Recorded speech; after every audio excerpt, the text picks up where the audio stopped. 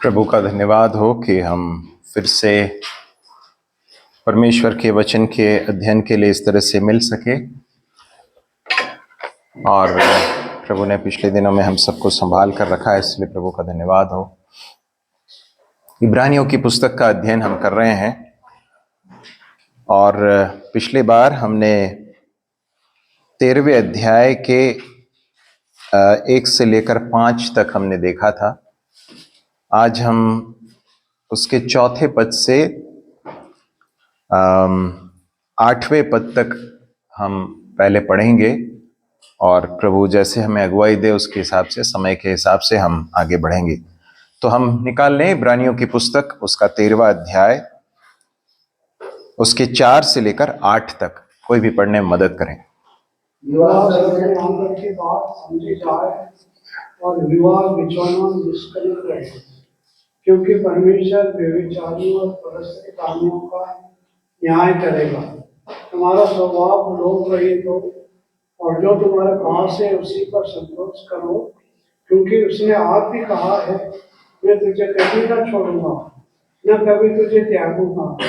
इसलिए हम निडर होकर कहते हैं, प्रभु मेरा सहायक है, मैं न डरूंगा।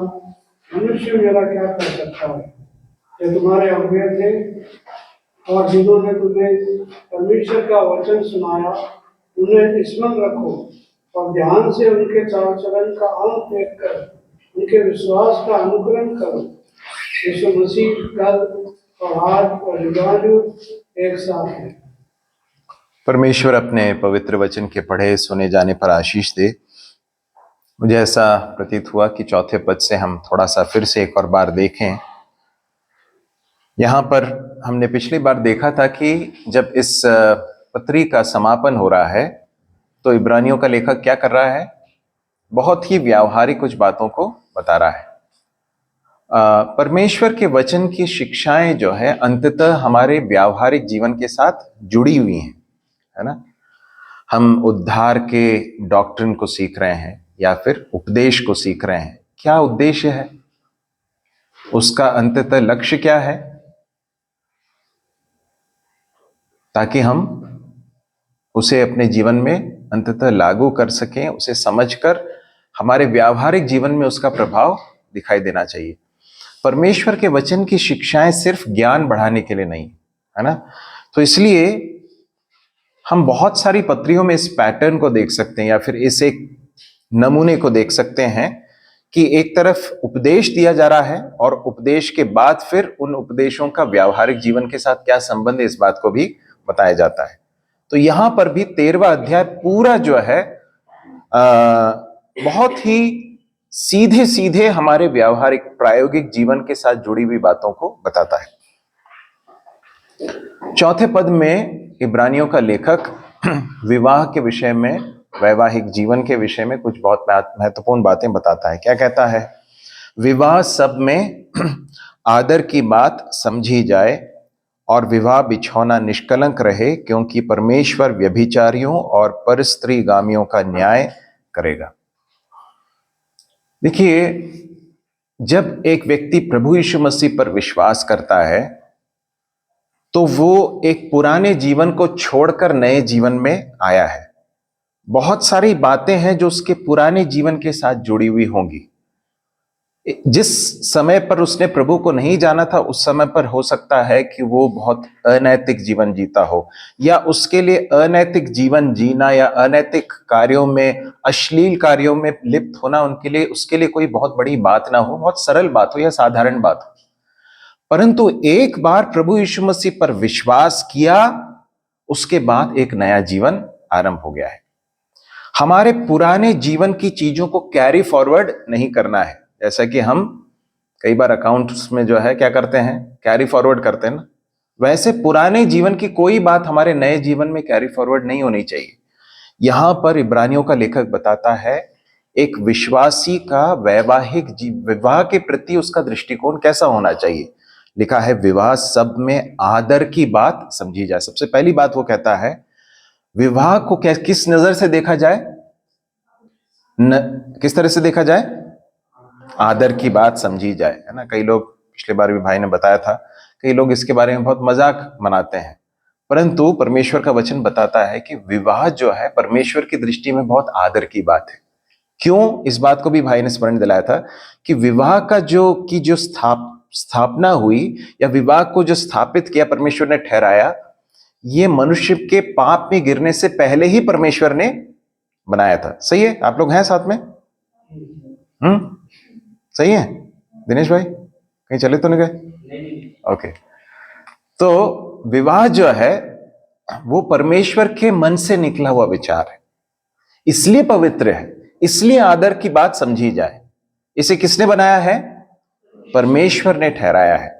परमेश्वर के मन से निकला हुआ विचार या जो आइडिया है वो कभी भी उसमें कोई अपवित्रता नहीं हो सकती है।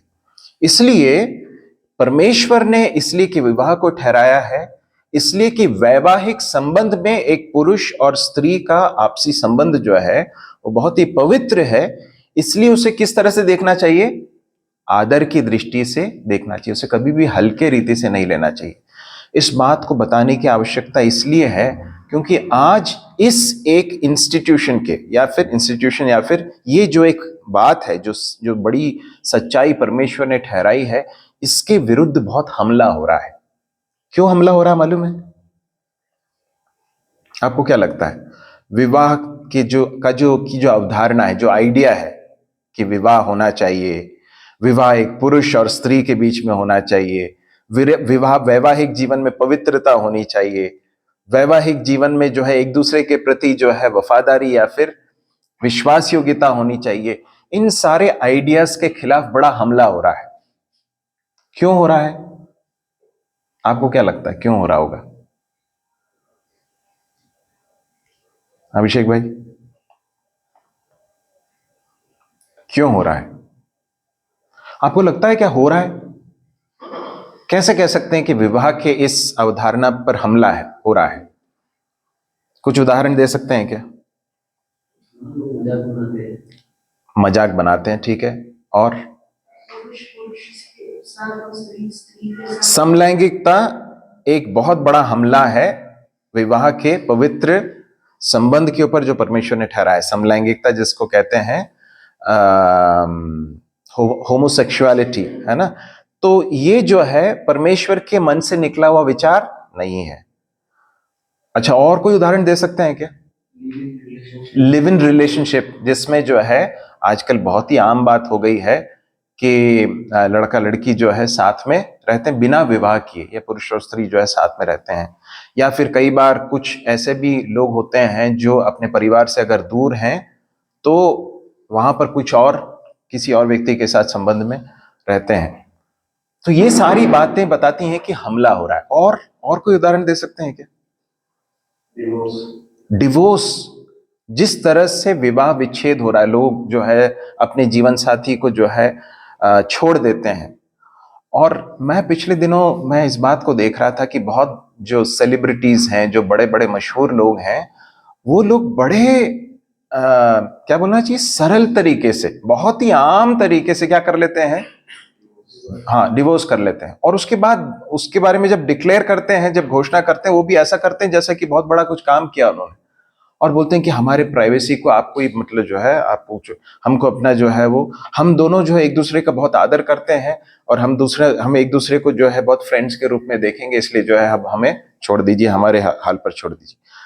मेरे प्रिय भाइयों और बहनों, क्या परमेश्वर ने विवाह को इस तरह के एक संबंध के रूप में देखा है क्या? नहीं। एक और कोई उदाहरण दे सकते हैं क्या जिससे समझ में आता है कि विवाह के इस अनुष्ठान पर या विवाह के इस इंस्टीट्यूशन पर हमला हो रहा है? हल्के रूप में लेते हैं। ओके,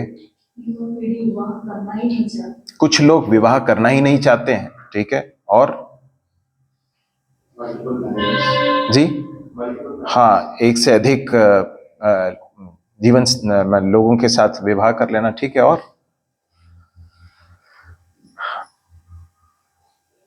और कैसे कह सकते हैं कि विवाह के इस इंस्टीट्यूशन पर हमला हो रहा है? एक बहुत क्रूशियल चीज है। हाँ, एक्स्ट्रा मैरिटल अफेयर्स, जिसके बारे में हम बात कर चुके हैं कि अपने जीवन साथी के अलावा किसी और के साथ अफेयर में हो जाना, ठीक है। और वहाँ पे प्रेम ना होना, अलीनता नहीं होना। ओके। विश्वासियों का अविश्वासियों से विवाह। विश्वासियों का सी विवाह का जो इंस्टीट्यूशन, उस पर हमला।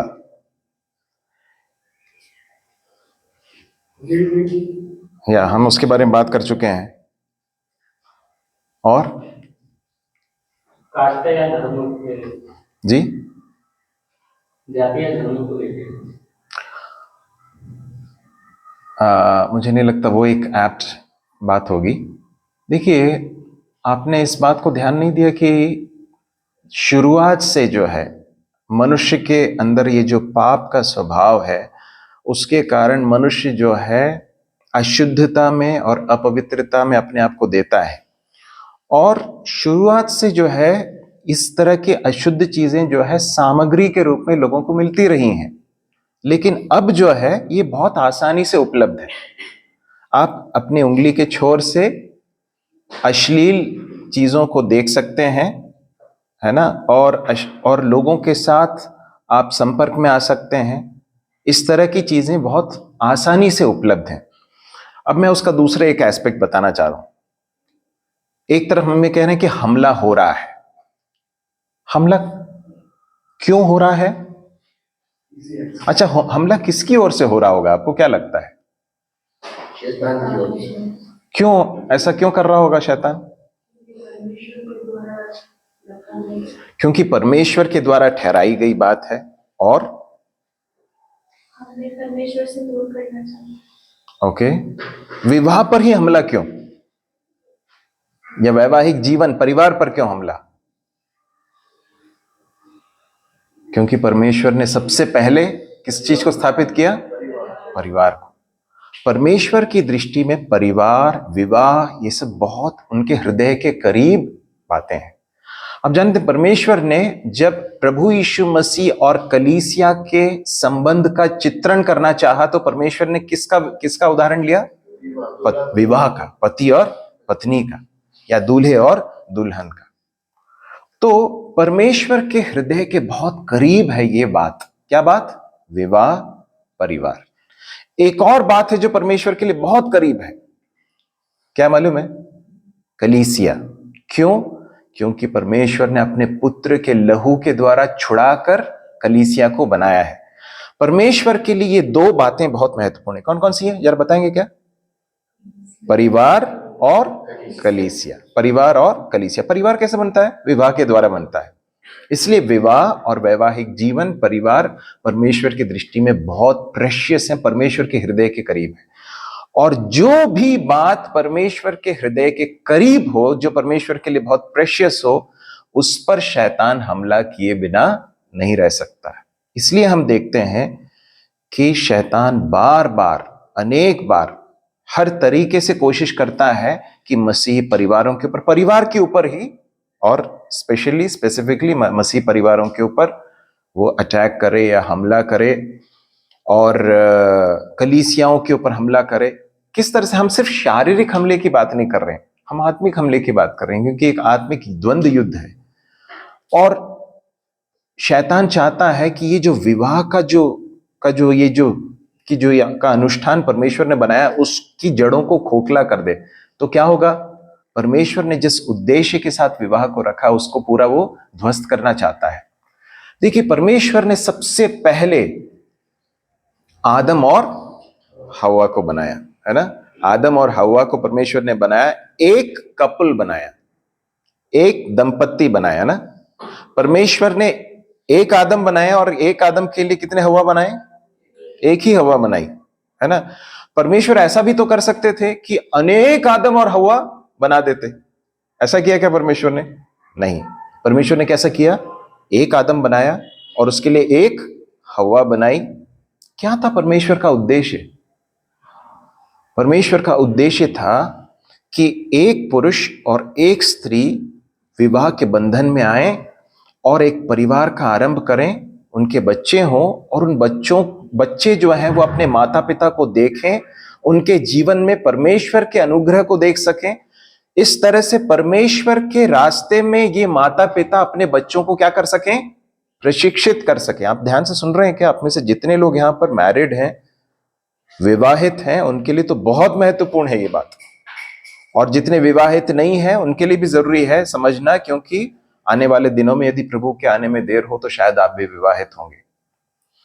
परमेश्वर का उद्देश्य है कि एक पति और एक पत्नी, एक पुरुष और स्त्री आपस में मिलकर एक परिवार को जब बनाते हैं, उनके उस पारिवारिक जीवन के द्वारा परमेश्वर इस संसार में अपने उद्देश्यों की पूर्ति करना चाहता। बहुत सारी चीजें उसमें शामिल हैं, और शैतान जानता है कि यदि इस पर हमला किया गया तो बहुत सारी चीजें आसान हो जाएंगी, और इसी कारण से हम बहुत सारे परिवारों में समस्याएं देखते हैं। बहुत सारे परिवारों में समस्याएं देखते हैं। पति और पत्नी के बीच में जैसा प्रेम होना चाहिए उस तरह का प्रेम नहीं है। पति और पत्नी का आपस में जिस तरह से आदर होना चाहिए बस उस तरह का आदर नहीं है। एक दूसरे के प्रति जिस तरह से देखभाल और केयर होना चाहिए, एफेक्शन होना चाहिए, प्रेम और वात्सल्य होना चाहिए, वो नहीं है। एक दूसरे के साथ झगड़ते हैं या एक दूसरे के बारे में बुराई करते हैं, एक दूसरे के प्रति कंपटीशन है ना, प्रतिद्वंदिता है, और इस तरह की चीजें, और बच्चे इस बात को देखकर पलते हैं और उसके बाद बच्चे भी वैसा ही सब करने लगते हैं। इसलिए कि माता पिता प्रभु के साथ नहीं चल रहे होते हैं, इसलिए उसका प्रभाव बच्चों के ऊपर पड़ता है। उसके बाद बच्चे भी जो है गलत रास्तों में जाने लगते हैं। मैं इन सारी बातों को क्यों बता रहा हूं? यहां पर जब इब्रानियों का लेखक कहता है कि विवाह सब में आदर की बात समझी जाए, इसलिए समझना जरूरी है कि परमेश्वर के हृदय में ये बात बहुत प्रेशियस है। और हम में से जितने यहां पर परिवार हैं, कलीसिया मसीह मंडली जो है वो तब ही मजबूत होगी जब इसके परिवार मजबूत होंगे, और परिवार तब ही मजबूत होंगे जब परिवार में जो पुरुष और स्त्री हैं, पति और पत्नी जो हैं, वो परमेश्वर के वचन के अनुसार अपने आप को परमेश्वर के वचन के अधीन करें। क्या लिखा है यहां पर? आदर की बात समझी जाए। जब परमेश्वर के वचन के अनुसार वैवाहिक जीवन को नहीं देखा जाता है या उसको लीड नहीं किया जाता है तो फिर विवाह मजाक बनकर रह जाता है। वो आदर की बात नहीं परंतु अनादर की बात बन जाती लोगों के सामने। अब देखिए आगे जाकर वो कहता है, और विवाह बिछौना निष्कलंक रहे क्योंकि परमेश्वर व्यभिचारियों और परस्त्रीगामियों का न्याय करेगा। पिछली बार भी भाई ने इस बात को स्मरण दिलाया था कि बिछौना जो है वो एक पति और पत्नी के बीच के शारीरिक संबंध की ओर इशारा है ना। और यहां पर लिखा है कि वो निष्कलंक रहे, उसमें किसी तरह की अशुद्धता नहीं होनी चाहिए। ऐसा कभी होना नहीं चाहिए कि पति अपनी पत्नी के अलावा या पत्नी पति के अलावा किसी और के प्रति उस तरह के भाव रखे जिस तरह से वो एक दूसरे के प्रति रखते हैं। और फिर इब्रानियों का लेखक बहुत बड़ी एक चेतावनी देता है और बताता है कि ऐसा क्यों है। क्या लिखा है? क्योंकि, क्या लिखा है? क्योंकि परमेश्वर, क्योंकि सबसे पहली बात तो परमेश्वर है। अब देखिए हम उत्पत्ति के पुस्तक में पहले अध्याय के पहले पद में क्या लिखा है, आपको याद है? आदि में परमेश्वर, है ना। वचन बाइबल इस एजम्पशन के साथ, इस पूर्वानुमान के साथ आरंभ होता है कि आदि में कौन था? परमेश्वर था। हम यूहन्ना रचित सुसमाचार पहले अध्याय में क्या पढ़ते हैं? आदि में वचन था, है ना। तो सारी बातों का आरंभ परमेश्वर है। परमेश्वर है जिसने मनुष्य को भी बनाया, परमेश्वर है जिसने विवाह को भी बनाया, और परमेश्वर है जिसने परिवारों को बनाया है। और इसलिए हम जिस तरह से व्यवहार करते हैं, जो भी हम करते हैं, उन सारी बातों में हम उस व्यक्ति के प्रति, कौन? परमेश्वर के प्रति हम जवाबदेह हैं। We are answerable. हमें एक दिन परमेश्वर के सामने खड़ा होना होगा। इस बात को कभी भूलना नहीं है, क्योंकि परमेश्वर क्या करेगा? व्यभिचारियों और परस्त्रीगामियों का न्याय करेगा।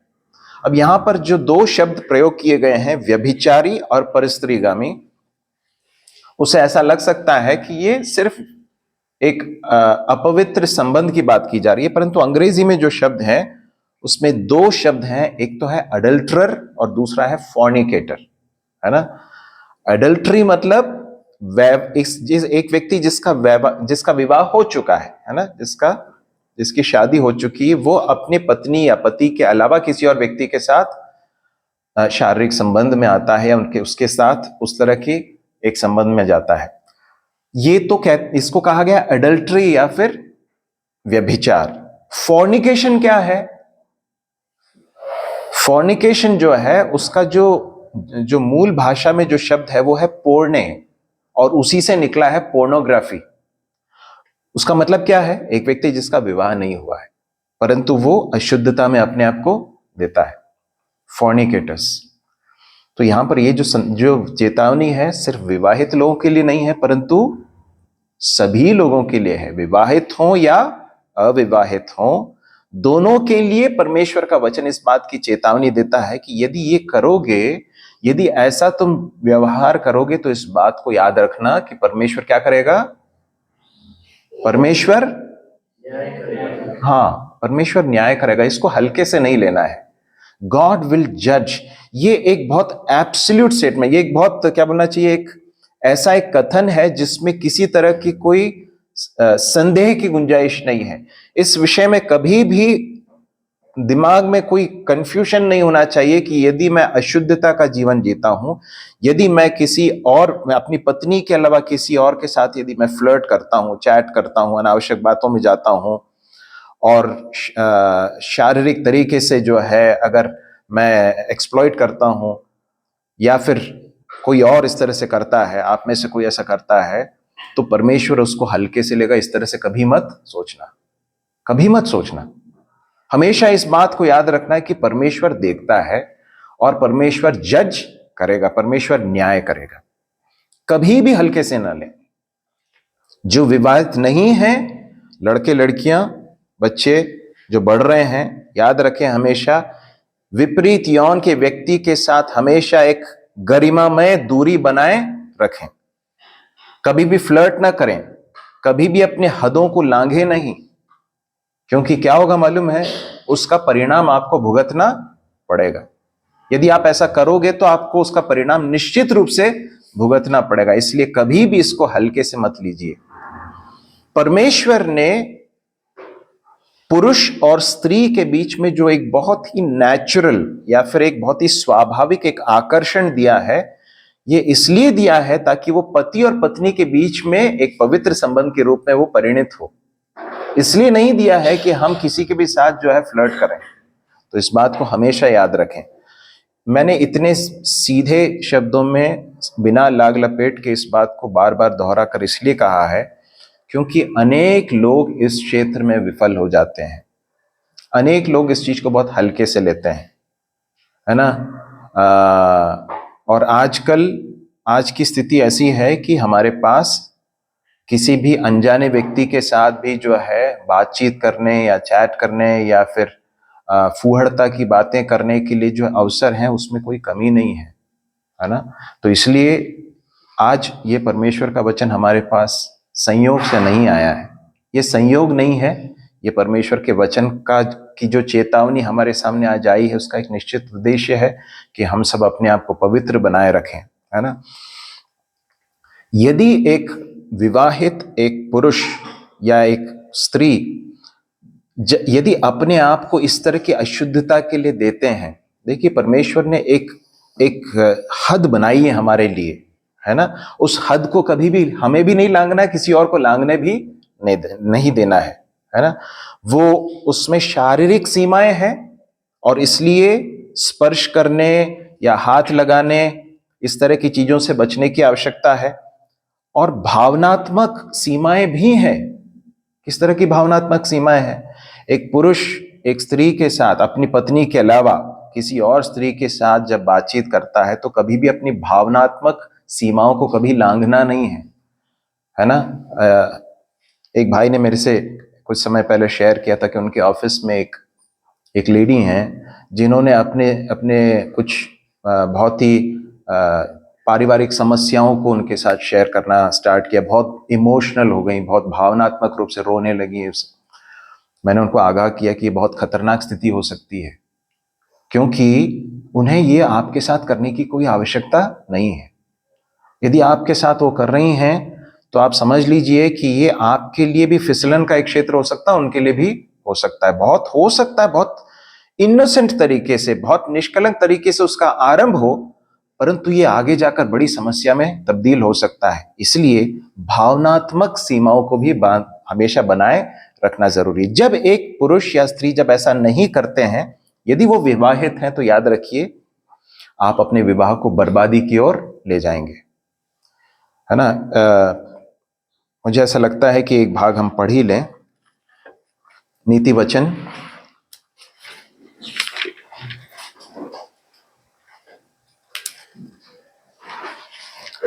उसके 7वें अध्याय को निकाल लीजिए, 21 से लेकर 27 तक पढ़ लीजिए, 21 से लेकर 27 तक। ऐसे ही बातें कहकर उसने उसको अपनी प्रबल माया में फंसा लिया और अपने चिकनी चुपड़ी बातों से अपने वश में कर लिया, परंतु वह तुरंत उसके पीछे हो लिया, जैसे बेल कसाई खाने को वह जैसे बेड़ी पहने हुए कोई मूड काटना पाने को जाता है। अंत में उस जवान का कलेजा तीर से बेधा जाएगा। वह उस चिड़िया के समान है जो फंदे की ओर वेग से उड़े और न जानती हो कि उसमें मेरे प्राण जाएंगे। अब है मेरे पुत्रों, मेरी सुनो और मेरी बातों पर मन लगाओ।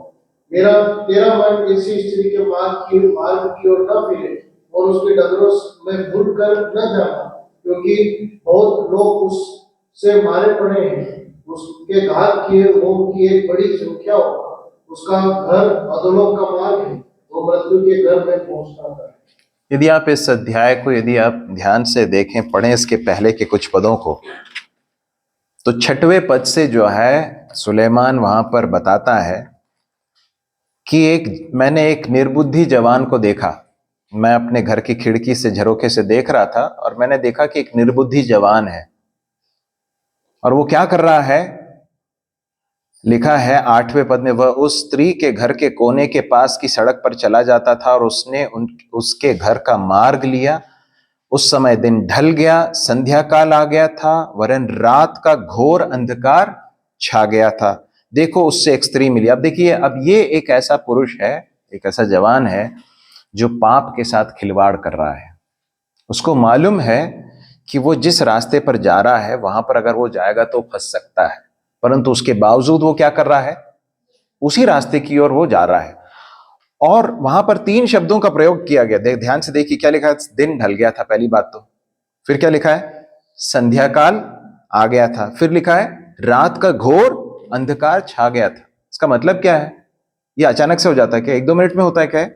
फिर कितना टाइम लगता है? काफी समय लगता है। इसका मतलब यह है कि ये पूरे उस समय पर वो वहीं पर फटक रहा था। हम यदि अपने हदों को अगर सुरक्षित नहीं रखेंगे, यदि हम नहीं अपने टेरिटरीज को, अपने सीमाओं को यदि हम सुरक्षित नहीं रखेंगे, यदि हम पाप के साथ खिलवाड़ करेंगे तो पाप करने के अवसर मिल सकते हैं। यहां पर उस व्यक्ति ने पाप का अवसर पाया, पाप किया, लेकिन उसका अंत क्या हुआ मालूम है? क्या लिखा है? वो क्या कहता है? 22वें पद में लिखा है, वह तुरंत उसके पीछे हो लिया, जैसे बैल कसाई खाने को या जैसे बेड़ी पहने कोई मूढ़ ताड़ना पाने को जाता है। अंत में उस जवान का कलेजा तीर से बेधा जाएगा। वह उस चिड़िया के समान है जो फंदे की ओर वेग से उड़े, न जानती हो कि उसमें मेरे प्राण जाएंगे। वो ऐसे जा रहा है जैसे कि वो बहुत अच्छे जगह पे जा रहा है, परंतु वो बहुत ही खतरनाक अवस्था में ले जाएगा करके लिखा है। और लिखा है, अंत में लिखा है कि उसके घात किए की बड़ी संख्या होगी। उसका घर अधोलोक का मार्ग है, वह मृत्यु के घर में पहुंचाता है। इस तरह के मार्ग या इस तरह की जो रास्ते हैं, इस तरह की जो कोशिशें हैं, है ना, ये सब अंततः कहां पहुंचाते हैं? ये मृत्यु की ओर पहुंचे। मृत्यु मतलब सिर्फ शारीरिक मृत्यु की बात नहीं कर रहे, हो सकता वो भी हो सकती है, वो भी हो सकता है, परंतु ये अंततः नाश की बात बताई जा रही है। पाप हमेशा बहुत ही आकर्षक लगता है और उसमें थोड़े समय का सुख भी है, परंतु वो भयानक दंड लेकर आता है और वो बहुत ही भयानक अंत लेकर आता है। इसलिए इब्रानियों का लेखक क्या हमें स्मरण दिलाता है? विवाह सब में आदर की बात समझी जाए, विवाह बिछौना निष्कलंक रहे। दोनों लोगों को संबोधित कर रहा है, जो विवाहित हैं और जो विवाहित नहीं है। विवाह, अब ध्यान से एक और बात सुनिए, जरा ध्यान से सुनिए इस बात को। विवाह नहीं हुआ है, जब तक विवाह नहीं होता है तब तक अपने आप को क्या रखना है? पवित्र रखना है। याद रखना है, परमेश्वर ने मेरे लिए जिस जीवन साथी को बनाया है, उस जीवन साथी के लिए मुझे अपने आप को कैसे रखना है? शुद्ध रखना, पवित्र रखना। क्या आप चाहेंगे कि आप जिस व्यक्ति के साथ विवाह करने जा रहे हैं वो किसी भी तरह से बहुत अनैतिक जीवन जी रहा हो या जी रही हो? आपको ये पसंद होगा क्या? नहीं ना। आप चाहेंगे ना कि आप एक दूसरे के लिए अलग किए हुए लोग हो। यदि आप खुद ऐसा चाहते हैं तो आपको भी अपने आप को वैसा रखने की आवश्यकता है। कुरिन्थियों की पत्री में प्रेरित पौलुस कहता है, मुझे समय नहीं अभी निकालने के लिए, कि तुम में से हर एक आदर के साथ अपने पात्र को प्राप्त करना जाने। क्या है इसका अर्थ? इसका अर्थ यह है कि विवाह तो क्या है? पवित्र है। आप लोग साथ में हैं क्या? समझ रहे हैं आप इस पर? विवाह एक बहुत ही पवित्र बात है, ठीक है, ये तो आपने समझ लिया। लेकिन विवाह तक का जो रास्ता है वो भी कैसा होना चाहिए? पवित्रता का रास्ता होना चाहिए। ऐसा नहीं होना चाहिए कि आपने जो है अपने जीवन में कुछ भी लापरवाही के साथ जिए, किसी के साथ भी फ्लर्ट करते रहे, फाइनली एक लड़की पसंद आ गई, उसके साथ भी फ्लर्ट किया, शारीरिक संबंध भी बनाया, और उसके बाद फिर बताया घर में कि मेरे को तो इससे शादी करनी है, और उसके बाद फिर जो है कलीसिया में आकर शादी करवा दी। ऐसा करेंगे तो क्या होगा मालूम है? विवाह जो बहुत पवित्र है उसका सबके सामने आप मजाक उड़ा रहे हैं, उसका मखौल बना रहे हैं आप। ऐसा नहीं करना है। जितनों का विवाह हो चुका, मैं उनकी बात नहीं कर रहा हूं, परंतु जिनका विवाह नहीं हुआ है उनके लिए ये बहुत बड़ी चेतावनी है। हमेशा याद रखें, अपने आप को पवित्र बनाए रखना बहुत ही जरूरी है। आप एक बहुत महत्वपूर्ण एक बात की ओर जा रहे हैं, और जो जिनके जो बच्चे हैं, जो उस उम्र में नहीं आए हैं, आपको याद रखना है कि फिलहाल आपका जो समय है वो इन सारी चीजों के बारे में सोचने का नहीं है। आज ऐसी स्थिति है कि इवन 7वीं 8वीं, कई बार 5वीं 6वीं के बच्चे भी जो है अफेयर की बात और रिलेशनशिप की बात सब करते हैं। ये बहुत मजाक बन गया है। ये उस समय के लिए है ही नहीं। परमेश्वर ने जब आदम को बनाकर उसके लिए हव्वा को बनाया, आपको क्या लगता है उसकी उम्र कितनी रही होगी? 5 साल? बताया नहीं गया है कि उम्र कितनी है, परंतु निश्चित रूप से एक विवाह के एक उम्र में आकर उस उम्र में परमेश्वर ने उसको बनाया था। सही है कि नहीं? विवाह का एक उम्र है। जब तक वो समय नहीं आता है तब तक आप अपने आप को शांत रखिए। परमेश्वर ने जो उद्देश्य दिए, आपको जो कार्य दिए, पढ़ाई दी है, नौकरी अगर दी है तो नौकरी को, पढ़ाई अगर दी है तो पढ़ाई में आप अपने आप को व्यस्त रखिए। एक बहुत बड़ी महत्वपूर्ण चीज है जो हम सीख सकते हैं, परमेश्वर ने आदम के लिए हव्वा को बनाया, उससे पहले परमेश्वर ने क्या किया? आदम को एनेस्थीसिया दे दिया ना। परमेश्वर ने उसको एनेस्थीसिया दिया, उसको सुला दिया ना, उसके बाद उसकी पसली एक निकाल कर। तो परमेश्वर, हम आदम को ये बिल्कुल उठापटक करते हुए देखते हैं क्या कि अरे प्रभु मेरे लिए तो कोई है नहीं, आप मेरे लिए क्यों नहीं दे रहे? कुछ नहीं ना। आदम जो है वो अपने काम को कर रहा है। परमेश्वर ने इनिशिएटिव लिया, परमेश्वर ने उसके लिए जीवन साथी को तैयार करके उसके पास लेकर आया और वो उसके लिए जीवन साथी बन गई। इसी तरह से विवाह के निर्णय में भी बहुत जरूरी है कि हम उठापटक ना करें, है ना? बहुत जरूरी। अच्छा, एक और चीज इधर ध्यान से सुनिए। रोमांस को क्या बोलेंगे हिंदी में? रोमांस ही बोलते हैं ना। रोमांच नहीं बोल रहा, रोमांस को क्या बोलते हैं? मतलब प्रेम या फिर प्यार का इजहार करना। आपको क्या लगता है ये एक अविवाहित, एक लड़का और लड़की के बीच में होना चाहिए क्या? परमेश्वर का वचन इसकी अनुमति देता है क्या? नहीं देता है। परमेश्वर का वचन बहुत स्पष्ट कहता है कि ये इसका जो स्थान है वो सिर्फ पति और पत्नी के बीच में है। प्रेम लीला, है ना? वो एक ऐसा एक एक्सप्रेशन है, ऐसी एक अभिव्यक्ति है जो सिर्फ पति और पत्नी के बीच में ही परमेश्वर ने उसकी अनुमति दी है। रोमांस जो है उसके पहले का नहीं है, इसलिए अपने आप को उसके लिए नहीं देना है ना?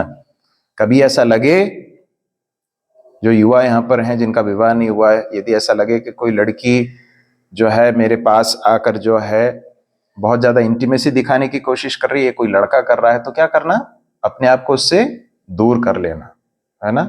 क्योंकि आप इस बात को यदि आप नहीं करते हैं तो जिस तरह से हवा ने उस प्रोहिबिटेड फ्रूट को या फिर उस वर्जित फल को जाकर तोड़ लिया, वो आप भी वही कर रहे हैं। परमेश्वर ने उसके लिए एक समय रखा है, उसके पहले आपको इस तरह के किसी कार्य में नहीं जाना है, ठीक है। और यहां पर परमेश्वर इब्रानियों का लेखक इस बात को बताता है कि इस बात को इसलिए इतने सीरियसली लेना है क्योंकि परमेश्वर इन सारी चीजों का न्याय करेगा। अब देखिए 5वें पद को पढ़िए। तुम्हारा स्वभाव लोभ रहित हो और जो तुम्हारे पास है उसी पर संतोष किया करो, क्योंकि उसने आप ही कहा है, मैं तुझे कभी ना छोड़ूंगा और ना कभी तुझे छोड़ूंगा। हाँ, 2 शब्द हैं वहां पर, एक तो लोभ है और दूसरा है संतोष, है ना। 2 शब्द है ना। लोभ का मतलब क्या है?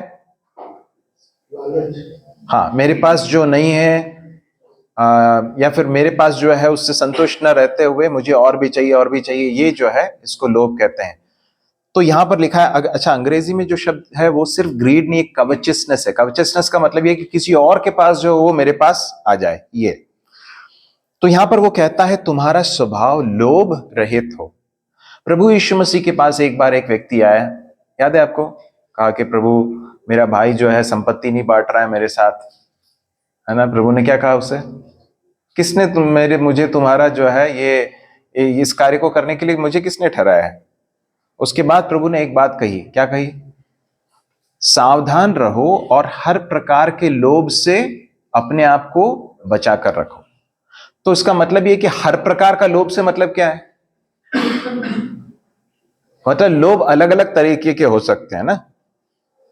रुपए का लोभ, तिमुथियुस की पत्री में हम पढ़ते हैं रुपए का लोभ मतलब धन का लोभ, है ना।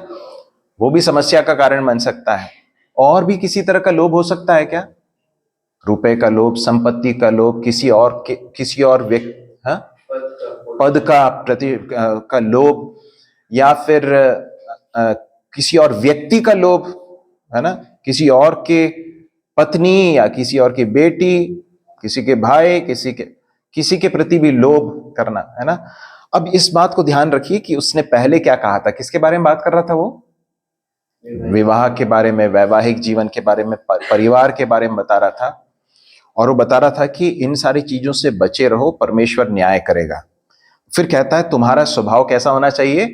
लोभ रहित होना चाहिए। इसका मतलब यह है परमेश्वर ने मुझे जिस अवस्था में आज रखा है उस अवस्था में मुझे क्या करना है? अपने आप को संतोष करना है। आप में से जितने लोगों का विवाह नहीं हुआ है उन्हें इस बात को याद रखना, परमेश्वर ने मुझे फिलहाल किस अवस्था में रखा है? अविवाहित स्थिति में रखा है। मुझे उसमें क्या करना है? संतोष करना है। जितनों का विवाह हुआ है उनको याद रखना है कि मुझे परमेश्वर ने एक जीवन साथी दी है या दिया है, मुझे उसमें संतोष करना है ना। और हर प्रकार के लोभ से अपने आप को बचाए रखने की आवश्यकता। तुम्हारा स्वभाव लोभ रहित हो, जो तुम्हारे पास है उसी पर संतोष करो। और उसके बाद इब्रानियों का लेखक कहता है कि क्योंकि उसने आप ही कहा है। किसने कहा है? प्रभु ने कहा है, परमेश्वर ने कहा है, मैं तुझे कभी ना छोड़ूंगा और ना कभी तुझे त्यागूंगा। अब देखिए, जब एक व्यक्ति लोभ करता है तो उसके पीछे का जो मानसिकता है वो क्या होती है? क्या होती है कि अरे यार मैं ऐसा नहीं करूंगा, मैं ये जुगाड़ नहीं करूंगा, ऐसा नहीं करूंगा तो फिर मेरा आगे क्या होगा, है ना। तो यहां पर इब्रानियों का लेखक बता रहा है कि देखो तुम्हारा एक परमेश्वर है और उस परमेश्वर ने तुमसे क्या कहा है? मैं तुम्हें कभी नहीं छोड़ूंगा, न तुम्हें कभी त्यागूंगा। इसलिए कि परमेश्वर है और उस परमेश्वर ने प्रतिज्ञा की है कि मैं तुझे नहीं छोड़ूंगा, इसलिए तुम्हें लोभ करने की जरूरत नहीं है। हमारे जीवन के, ध्यान से सुनिए इस बात को, हमारे जीवन के जो निर्णय हैं, ध्यान से सुनिए, हमारे जीवन के जो निर्णय हैं वो लोभ पर आधारित नहीं होने चाहिए। ग्रीड पर आधारित नहीं होना चाहिए, कवचसनेस पर आधारित नहीं होना चाहिए।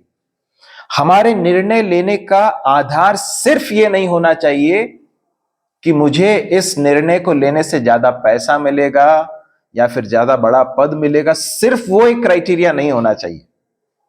यदि सिर्फ उसी आधार पर यदि हम एक निर्णय ले रहे हैं तो हम इस बड़े जंजाल में फंस सकते हैं। क्या लिखा है? परमेश्वर ने क्या कहा? मैं तुझे कभी ना छोड़ूंगा, ना कभी त्यागूंगा।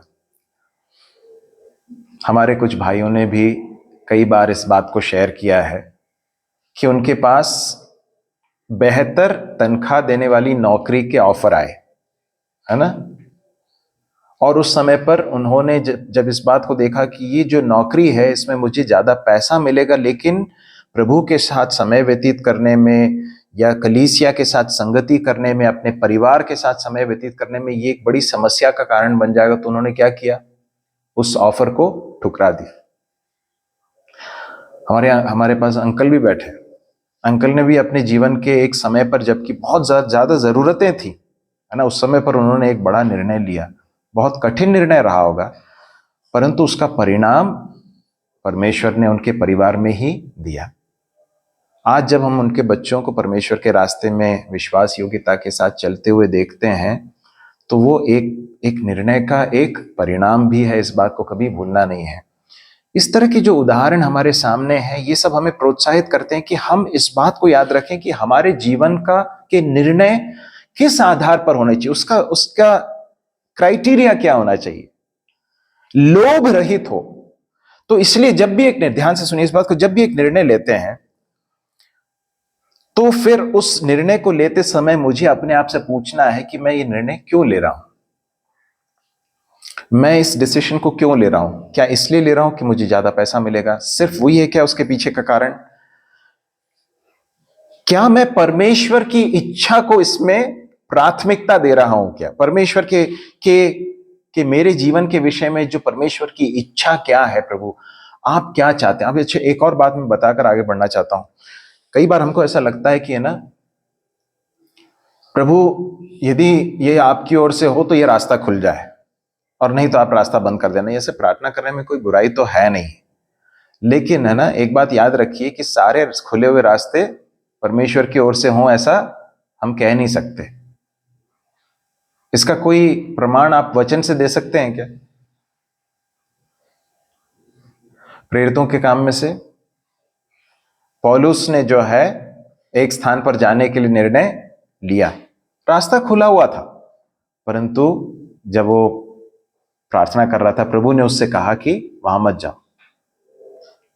आप ध्यान से सुनिएगा, वहां पर पढ़िएगा, वहां पर लिखा है कि यीशु के आत्मा ने, पवित्र आत्मा ने उनको रोका, पवित्र आत्मा ने उनको उधर भेजा, पवित्र आत्मा के भेजे हुए वहां पर वो गए।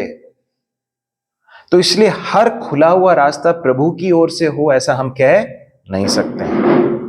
खुला हुआ रास्ता अगर है तो भी प्रभु से ये पूछना, प्रभु ये रास्ता तो खुला हुआ दिख रहा है, परंतु क्या ये आपकी ओर से है क्या? है ना। और जब ऐसे निर्णय लेते हैं तो कई बार हो सकता है आपके आसपास वाले या फिर जो बहुत करीबी हैं वो भी आपको मूर्ख कहें कि तुमने बेवकूफी की है, तुमने क्या निर्णय लिया, तुमने क्या सोचकर निर्णय लिया। हाँ, यदि ये अगर ऑफर तुम अगर ले लेते तो तुम्हारे जीवन के लिए बहुत बड़ा कुछ हो सकता था। परंतु यहां पर इब्रानियों का लेखक कहता है, मैं तुझे कभी ना छोड़ूंगा और ना कभी तुझे त्यागूंगा। किसने कहा है? परमेश्वर ने कहा है। मैं इन बातों को इतने जोर देकर इसलिए कह रहा हूं कि हमारे जीवन, मैं ये नहीं कह रहा कि कोई ऑफर को लेना चाहिए नहीं लेना चाहिए, मैं कोई नहीं हूं आपको कहने वाला, परंतु आप खुद अपने हृदय को जांचिए, है ना। जब भी एक निर्णय लेते हैं तो आपके निर्णय लेने का डिसाइडिंग फैक्टर क्या है, निर्णय लेने का आधार क्या है। यदि वो लोभ पर आधारित है तो निश्चित समझिए कि आप गलत रास्ते पर जा रहे हैं। यदि वो लोभ पर आधारित है तो निश्चित समझिए कि वो गलत रास्ता हो सकता है। ठीक है, आगे बढ़ते हैं। 6वां पद, इसलिए हम निडर होकर कहते हैं, प्रभु मेरा सहायक है, मैं ना डरूंगा, मनुष्य मेरा क्या कर सकता है। भजन में से उद्धृत है ये, भजन 18:6 में हम पढ़ते हैं इस बात को। इसलिए कि परमेश्वर ने कहा है कि मैं तुझे न छोड़ूंगा न तुझे कभी त्यागूंगा। इसलिए हम क्या कहते हैं? हम निडर होकर कहते हैं। डर क्यों आता है? यहां पर निडर होने की बात क्यों है? डर कब आता है मालूम? विश्वास के कदम जब उठाते हैं तो कई बार डर आ सकता है, लेकिन उस समय पर यदि हमें इस बात का आश्वासन है कि परमेश्वर ने मुझसे कहा है मैं तुझे नहीं छोड़ूंगा न कभी तुझे त्यागूंगा। मुझे बताइए कि मैं बार बार दोहरा रहा हूं, लेकिन अंकल ने वो निर्णय लिया, परमेश्वर ने छोड़ दिया क्या? नहीं ना। तो ये तो बस एक उदाहरण है। ऐसे असंख्य उदाहरण हमारे सामने हैं जिन्होंने परमेश्वर के लिए जो है ठोस कदम उठाया, परमेश्वर का आदर किया और परमेश्वर ने उनका आदर किया। मैं न डरूंगा, मनुष्य मेरा क्या कर सकता है। 7वें और 8वें पद को हम पढ़ेंगे। जो तुम्हारे अगुए थे और जिन्होंने तुम्हें परमेश्वर का वचन सुनाया है उन्हें स्मरण रखो और ध्यान से उनके चाल चलन का अंत देखकर उनके विश्वास का अनुकरण करो। यीशु मसीह कल और आज और युगानुयुग एक सा है। जो तुम्हारे अगुए थे, जिनके द्वारा तुम्हारे पास सुसमाचार पहुंचा, जिन लोगों ने तुम्हारे जीवन में आत्मिक बातों के लिए परिश्रम किया है ना। अब इसका जो इमीडिएट कॉन्टेक्स्ट है, इसका जो संदर्भ है, वो हो सकता है वो प्रेरितों के बारे में बता रहा हो, उनके ओर बता रहा हो, इशारा कर रहा हो, या और लोग जिन्होंने उनके जीवन में आत्मिक परिश्रम किया। परंतु ये एक प्रिंसिपल है, यहां पर एक सिद्धांत है जो सभी विश्वासियों के ऊपर लागू है। यदि आप ध्यान से, ईमानदारी से यदि आप अपने जीवन को देखेंगे तो आपको समझ में आएगा कुछ लोगों ने आपके जीवन में बहुत इन्वेस्ट किया है। इन्वेस्ट करने का मतलब क्या है? निवेश करना। आपके जीवन पर मेहनत की है, आपके साथ समय व्यतीत किया है, आपको सिखाया है, आपको चिताया है, आपके साथ मिलकर प्रार्थना की है, आपको प्रोत्साहित किया। जब कई बार आप जब निराश थे तो आपके साथ रोए हैं, आपकी निराशा में, आपके दुखों में आपके साथ रहे हैं, आपको डांटा है, वचन से सिखाया है। परमेश्वर का वचन क्या कहता है? जो तुम्हारे अगुए थे जिन्होंने तुम्हें परमेश्वर का वचन सुनाया है। ये ऐसा समझ में आता है कि ये उनकी बात की जा रही है जो इस अभी वर्तमान में संसार में नहीं है ना। जो अगुए थे जिन्होंने तुम्हें परमेश्वर का वचन सुनाया है, पहली बात उनके प्रति क्या होना चाहिए? तुम्हें करना क्या है? उन्हें स्मरण रखो, कभी भूलना नहीं है ना। प्रभु ने उनके द्वारा जो हमारे जीवन में जो कार्य किया उस बात को कभी भूलना नहीं है, उनको स्मरण रखो। और फिर उसके बाद क्या लिखा है? क्या लिखा है? ध्यान से उनके चाल चलन का अंत देखकर उनके विश्वास का अनुकरण करो। ध्यान से देखो उनके जीवन को, है ना। क्या लिखा है? ध्यान से मतलब बहुत केयरफुली ऑब्जर्व करना है उनके चाल चलन का अंत, या उनके विश्वास के जीवन को उन्होंने किस तरह से पूर्ण किया उस बात को देखो। उनके किस बात का अनुकरण करो? उनके विश्वास का अनुकरण करो। अब देखिए, हर अगुआ जो है उसमें कुछ ना कुछ गलतियां भी हो सकती हैं, इसलिए अनुकरण करते समय ये बात इब्रानियों का लेखक बहुत पॉइंटेडली, स्पेसिफिकली बोलता है कि किस चीज का अनुकरण करना है। उनका अनुकरण करो ऐसा नहीं कहा गया। क्या कहा? उनके विश्वास का अनुकरण करो। उनके चाल चलन का जो अंतिम परिणाम है उस बात को देखो, उनके विश्वास का अनुकरण करो। और उसके बाद फिर तुरंत बाद इब्रानियों का लेखक किसके बारे में बताता है? प्रभु यीशु मसीह के बारे में बताता है। और क्या कहता है? यीशु मसीह कल और आज और युगानुयुग एक सा है, उसमें कोई परिवर्तन नहीं है। एक बहुत बड़ा एक डॉक्ट्रिन है जिसको कहते हैं इम्यूटेबिलिटी ऑफ क्राइस्ट, या प्रभु यीशु मसीह अपरिवर्तनीय है, या फिर उनके अंदर कभी कोई परिवर्तन या बदल नहीं आ सकता, उनमें कोई चेंज नहीं है। यीशु मसीह कल, आज और युगानुयुग एक सा। इसका क्या कॉन्टेक्स्ट है? हमारे अगुओं में समय के अनुसार कई बार कुछ चेंजेस भी आए होंगे, परंतु जहां तक प्रभु यीशु मसीह की बात है वो कल, आज और युगानुयुग हमेशा एक सा है। इसलिए हमारी अंततः दृष्टि किस पर होनी चाहिए? प्रभु यीशु मसीह पर होनी चाहिए। इसलिए वो 12वें अध्याय में भी उस बात को बताता है कि गवाहों का बड़ा बादल घेरे हुए है, परंतु दृष्टि किस पर होनी चाहिए? यीशु मसीह पर दृष्टि करो, वो तुम्हारे विश्वास का कर्ता और सिद्ध करने वाला है। कल, आज और युगानुयुग एक सा है। इसलिए कि वो कल और आज और युगानुयुग एक सा है, इसलिए उस पर भरोसा भी किया जा सकता है। वो कभी नहीं बदलता है। मनुष्य बदल सकते हैं, परिस्थितियां बदल सकती हैं, लेकिन प्रभु यीशु मसीह में कभी कोई बदलाहट नहीं आएगी। और इसलिए कि वो नहीं बदलेगा, इसलिए उसकी प्रतिज्ञाओं में भी वो विश्वासी होगी। उसने यदि कहा है कि मैं नहीं छोड़ूंगा, विश्वास कर सकते हैं कि वो नहीं छोड़ेगा। जब कहता है कि नहीं त्यागूंगा, हम उसको 100% उस पर विश्वास कर सकते हैं। उसके उस प्रतिज्ञा को हम पकड़ सकते हैं, उसको होल्ड ऑन कर सकते हैं और कह सकते हैं प्रभु आपने ये प्रतिज्ञा दी है, इसलिए मैं विश्वास के साथ इस कदम में आगे बढ़ रहा हूं, है ना। मनुष्य मेरा क्या कर सकता है? हमारे जीवन की परिस्थितियां बहुत अलग अलग हो सकती हैं। इब्रानियों का लेखक जब इन बातों को लिख रहा है, उन्हें बहुत सारे अलग अलग तरह के परेशानियों में से वो लोग होकर गुजर रहे थे। याद है ना, दबाव था, सताव भी एक तरफ से रहा होगा, और उसके बाद फिर पसोपेश में है, खुद जो है असमंजस में है, क्या करना है। उस समय पर इब्रानियों का लेखक बताता है तुमने जिस पर विश्वास किया वो कभी भी बदलेगा नहीं, इसलिए उस पर तुम्हारी दृष्टि होनी चाहिए, उस पर भरोसा होना चाहिए। प्रभु हमारी सहायता करे और जिन बातों को हमने आज देखा है उसे हम बहुत ही गंभीरता से लें। प्रभु ने हमें एक छोटे से झुंड के रूप में रखा है, और मेरी हमेशा से ये प्रार्थना रही है कि हम संख्या में कितने भी क्यों ना हो, कम हो ज़्यादा हो, लेकिन हम प्रभु के प्रति, प्रभु के वचन के प्रति वफादार रहें, है ना। हमारे परिवार मजबूत रहें, और ये हमारी भी प्रार्थना होनी चाहिए। और इसलिए हम जितने परिवार हैं, हमें अपने पारिवारिक जीवन पर बहुत ध्यान देने की ज़रूरत है, बहुत परिश्रम करने की ज़रूरत है। हम उसको हल्के से नहीं ले सकते हैं। प्रभु ने चाहा तो फिर कभी उस विषय पर भी हम आगे जाकर देखेंगे। प्रभु के नाम के